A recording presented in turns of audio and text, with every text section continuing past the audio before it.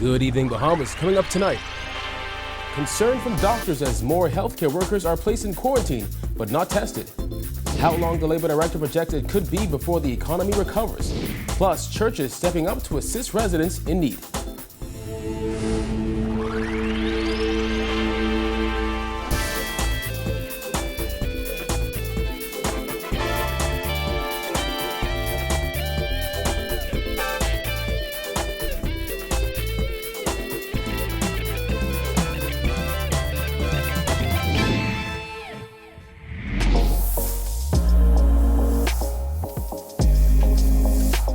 Our news is brought to you by Alive.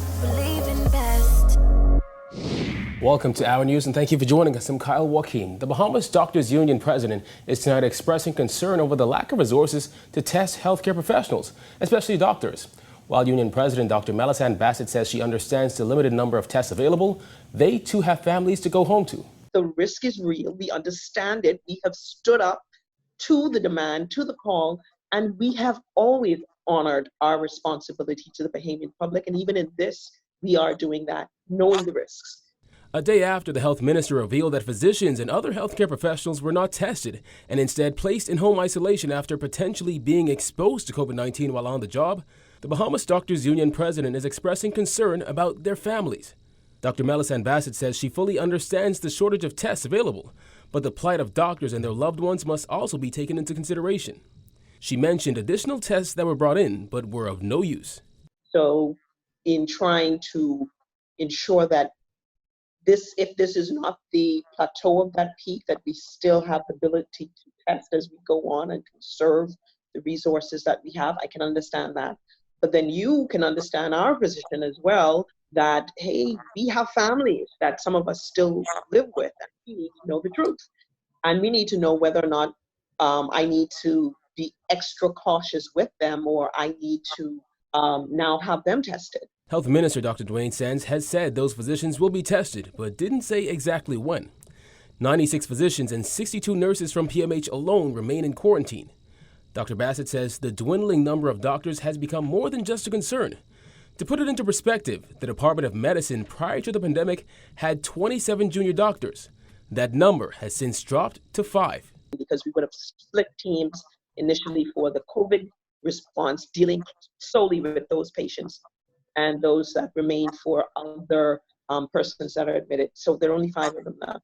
She said once the call was made for doctors to join in on the fight, they did once things were in place for them, like somewhere to be sequestered from their families, health care, as well as personal protective equipment, which she says still presents somewhat of an issue.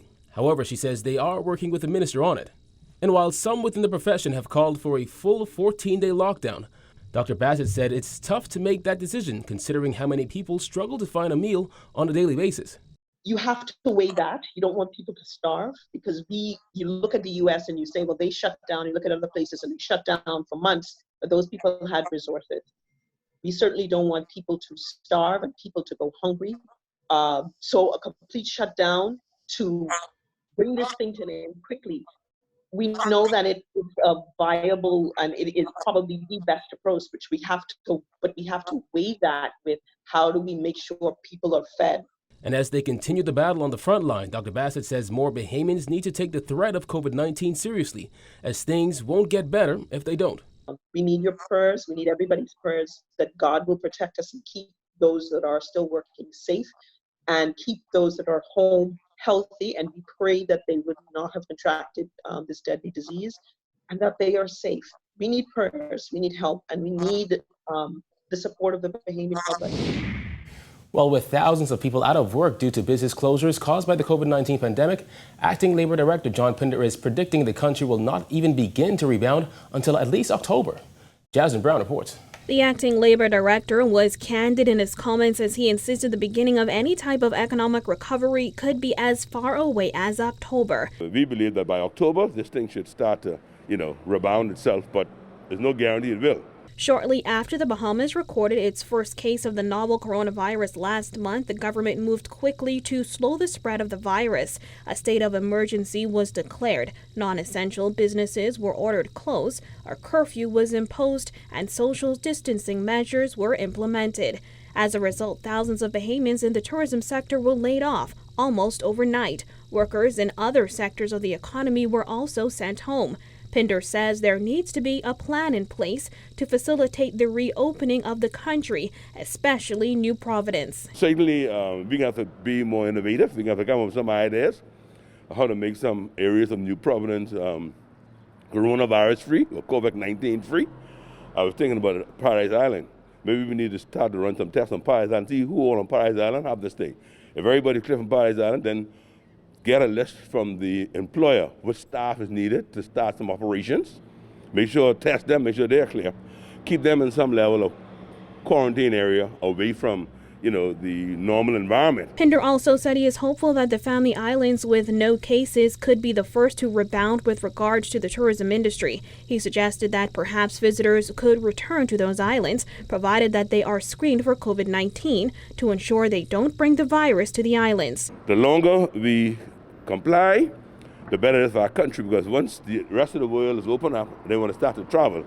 Like Exuma, Eleuthera, and Cat Island, those islands that doesn't have any case of coronavirus, they are in such a good strategic position right now to be able to take advantage of what's going to happen in the next month or two.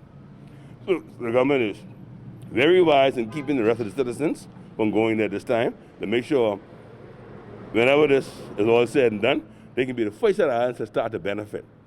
So it's important for them, though, to be ready. They need to be ready, not just, stay relaxed. They need to be ready, maybe do some expansion where they can, make sure the rooms are, properly presented, and start to do the advertisement as early as, before this thing is all said and done. Reporting for our news, I'm Jasmine Brown. With so many laid off and unsure where they will get the basic necessities such as food, churches are stepping up to feed those in need. 2 ministries today gave away groceries to feed thousands of people. Jillian Gray has more. It's an initiative lifted straight out of a Bible story. The #Bless5 program follows the example of the feeding of the 5,000 parable. It started over the Easter weekend when 400 intercessors praying across the country began to encourage people to bless 5 people. I made an appeal to them to bless a family for $25. Within 24 hours, we were able to raise $5,000. Within 24 hours. And then people just kept sowing. This week alone, Pastor Delton Ellis and his team have fed medical professionals, taxi drivers, straw vendors, nail technicians, and beauticians. Pastor Ellis said he understands what people are going through, as he too is out of work. His travel business has been shut down due to COVID-19, and both his wife and daughter are also not working. Next week, the aim is to give 250 families groceries, and for that, Ellis said they need a few more donations. I know I heard a lot of noise, everybody making noise, but the church wanted to accept tithes, they wanted to accept offering, but they were accepting from those who were still working. And what we have to believe is, see, you can't expect to pull something out of a bank if you don't put anything in it. Now churches are able to bless people because some stuff are coming in. Down at Life Changers Ministries International, Apostle Valentino Williams and his team are giving away grocery items. So far, their Keep Hope Alive initiative has fed 400 families, but Williams said he knows there are many more in need. I want to encourage my colleagues, my pastoral colleagues, churches, civic organizations out there. Let's all of us come together. Let's give back. I believe when you give to the poor, you lend to the Lord. And I can tell you this, God's interest rates are greater than every other bank's interest rates. So let's join in and let's do this for the glory of God. Williams encouraged people to hold firm to God during these uncertain times. He said their Keep Hope Alive program is simply in an effort to follow Jesus' example. The entire process takes less than 10 minutes, and all volunteers follow strict health and safety protocols. Both Apostle Williams and Pastor Ellis encourage other ministries and civic organizations to join in the fight to help the most vulnerable, as they say that is the only way everyone will get through this pandemic. Reporting for our news, I'm Jillian Gray. Well, in the midst of the hardship brought on by the COVID-19 pandemic, a member of the disabled community is reaching out to provide meals and care packages for persons in need. Berthany McDermott reports. Mars Meals, a hot meals initiative started by Jasmine Frazier, is delivering some 300 hot meals to disabled persons across New Providence. Frazier was involved in a traffic accident which left her in a wheelchair. She said while she has family members to support and provide for her, there are many disabled persons who aren't so lucky. There are a lot of disabled persons, documented and undocumented, that don't have that luxury. So what I want to do today is I'm reaching out to the disabled community and having persons deliver them a hot meal. And that's not all. They're also providing care packages of grocery items like rice, grits, cream, and tuna, along with a case of water and soda. Today alone, Frazier said some 75 families received care packages. There are a lot of people that are hurting. There are a lot of people that need the assistance, and from the looks of things, the government can't do it alone. Frazier said there were donations from a number of people and organizations like the Bahamas National Council for Disabilities, Each One Help One, and St. Agnes Anglican Church. I challenge my friends and my relatives to help at least one person with a disability, one elderly person, or one person in need. And it went viral. The third day, I was able to help 3 families with groceries. And I set up a table at my front door, just asking persons of whatever extra canned goods or anything that they had at their disposal to just donate it. She encouraged those interested in making a donation to reach out to her. Anybody else that wants to help us, I can be reached at 467-6618 at any time. Now, Frazier said it's her intention for this initiative to be ongoing in hopes of assisting as many people as possible. Reporting for our news, I'm Berthany McDermott. Thanks, Berthany. Well, while the Bahamas was confirming its first cases of COVID-19 in mid-March, the U.S. Department of State was releasing its Bahamas 2020 Crime and Safety Report, which noted that while there was an overall drop in violent crime last year, it still views New Providence as a critical threat location. Jasmine Brown reports.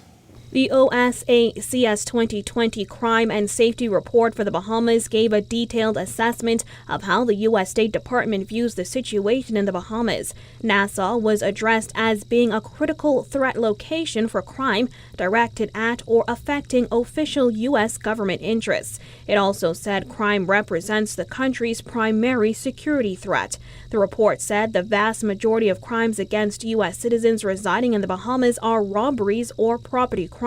The report stated residential security remains a major concern. Crime ranging from theft of personal property to burglary occurs even in gated communities where vacation or temporary rentals are common. It also noted that armed robbery, property crime, purse snatching, theft, fraud, and sexual assault remain the most common crimes perpetrated against tourists. While the report also noted that crime is a major concern, it also insisted the Royal Bahamas Police Force continues to use assertive policing methods, which include high visibility checkpoints, focused raids, and the implementation of shot spotter technology in high crime areas.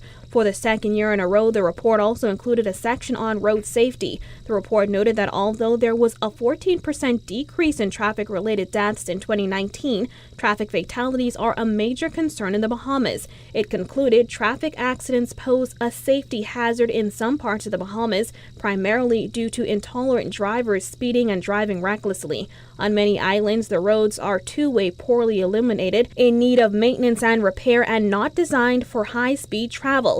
Poorly maintained or excessive loaded vehicles also use the roadways. Passengers regularly ride in the back of trucks without any safety restraints, and although required by law, motorcyclists often do not wear helmets. It also said roads on the outer Family Islands can be narrow, winding, and in poor condition. The Bahamas is currently labeled as a Level 2 threat in the U.S. State Department's travel advisory. Reporting for our news, I'm Jasmine Brown. All right, thanks, Jasmine. Still to come, would Bahamians support a 2-week lockdown? Plus, why the PLP deputy says the Prime Minister should apologize to business owners. Stay tuned.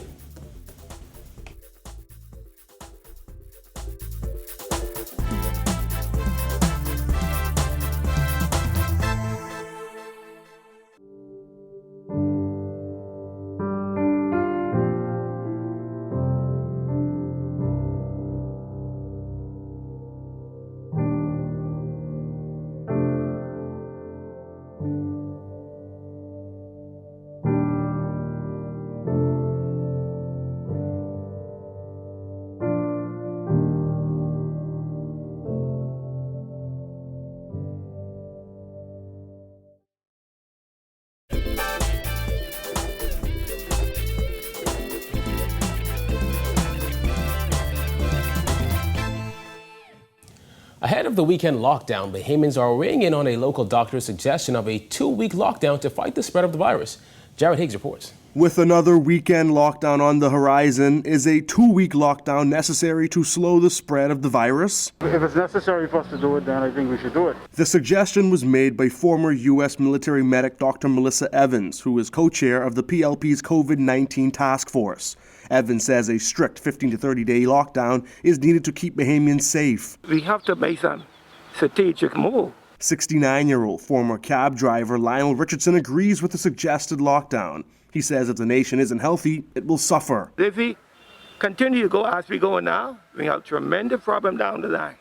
Then we're going to feel the impact that we never felt before. The country is heading into its 4th weekend on lockdown. Government's emergency measures expire on April 30th. However, Prime Minister Dr. Hubert Minnis has stated that he's not sure when the lockdowns will end. Other residents agree that longer periods indoors are needed. We see what happened in Italy, we see what happened in France, we see what happened in China. And we're a small population, so imagine a population like us was to have an outbreak like that. Because this would be like what? Crazy, we'd be running around wild around here like animals. I think we need to extend the lockdown. 2 weeks. Yeah, for a month may be extreme. Yeah, 2 weeks you have your yard space. We need to go back to work automatically, but shutting down if we get cured, shut down. With many out of work, putting food on the table has become a mammoth task for some. Some residents say they don't support the idea of long lockdown periods. If you could lock down the country, then how the people going to eat? You know what I mean? Because they can't get around, they can't work. For me, I know that I don't have that kind of money to put food in my house for 2 weeks. I say open the economy, but take safety precautions and then teach the people what the real solution is.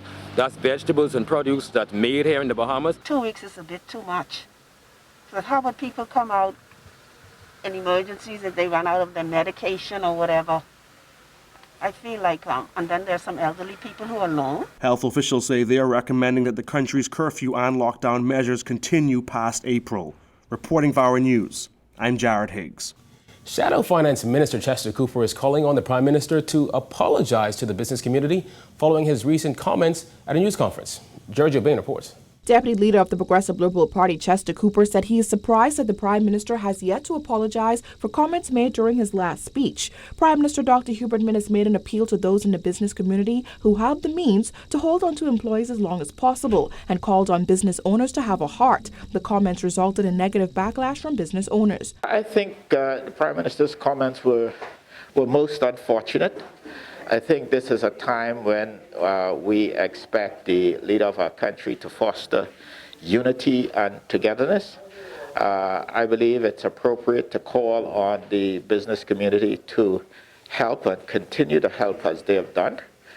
Small business in this country employ 70% of Bahamians. Cooper said what was most unfortunate was it would seem as though Minnis was attacking owners of Bahamian businesses. It was most unfortunate that he seemed to have singled out Bahamian business when in fact many of the first businesses laying off were some of the larger foreign direct investors. So I think he got it wrong.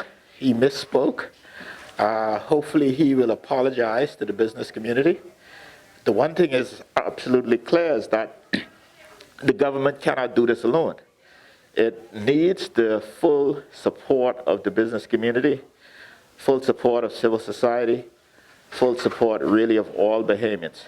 So this is no time for throwing jeers and insults. According to the deputy leader, this is not the time for criticizing the business community and called on the government to repurpose some of its own expenditure. The government must repurpose some of its non-essential expenditures to increase and improve the budget for social assistance and employee assistance. Cooper also weighed in on the government's relief efforts and applauded decisions that have been made by the National Insurance Board. NIB, for example, is providing assistance with the help of the government to self-employed people who wouldn't have ordinarily qualified. So I think there's an effort. I think, it's appreciated by and large by the Bahamian people. More has to be done. Reporting for our News, I'm Giorgio Bain. All right, thanks, Giorgio. Still to come, an 11-year-old celebrates frontline workers on his birthday. Stay tuned.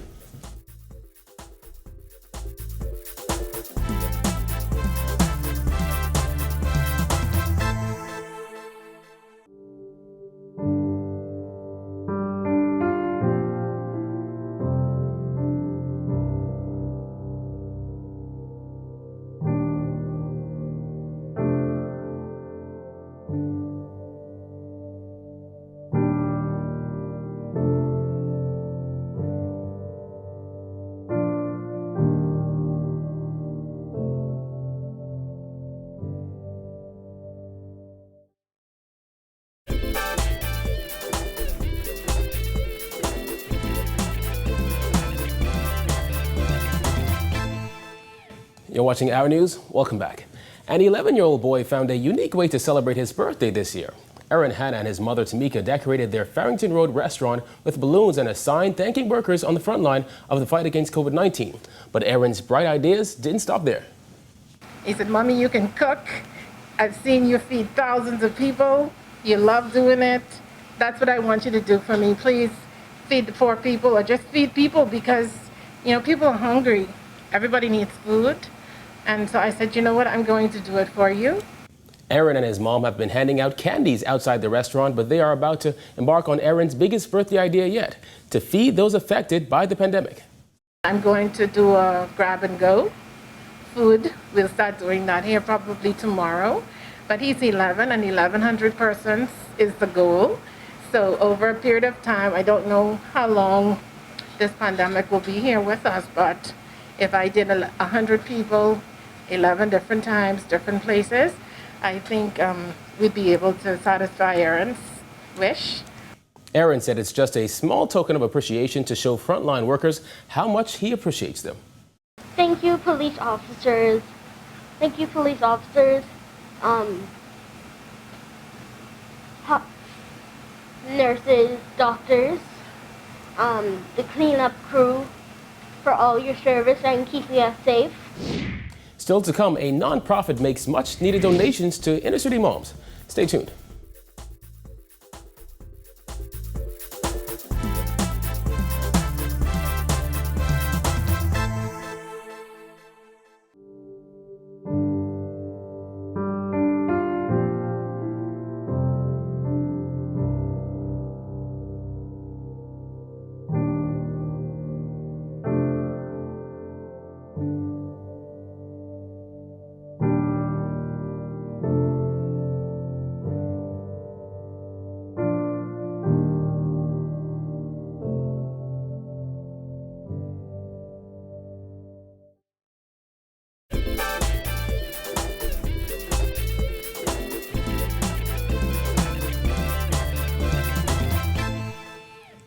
Finally, in news tonight, wipes, diapers, baby clothing, and more were all packed and handed out by the nonprofit organization Teen Life Services today.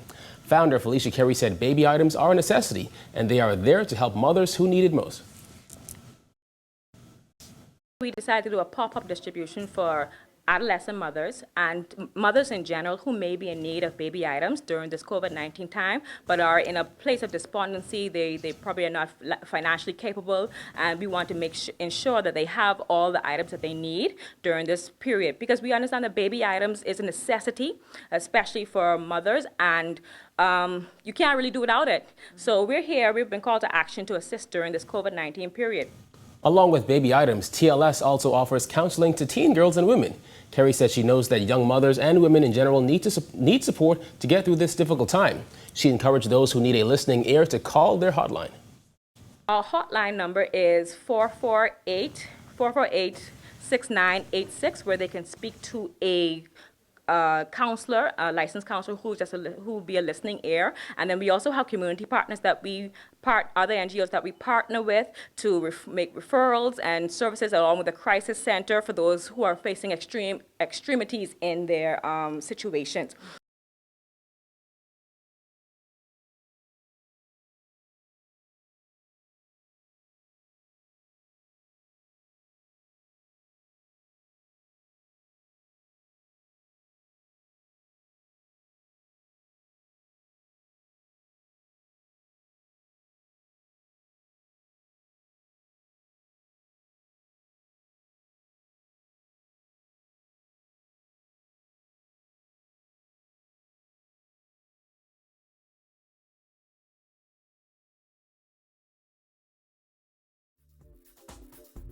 Thank you for joining us for Our News tonight. On behalf of the entire team, I'm Kyle Joaquin. Remember, you can catch Our News on the go with the Revigo Play app. Enjoy your weekend, mamas.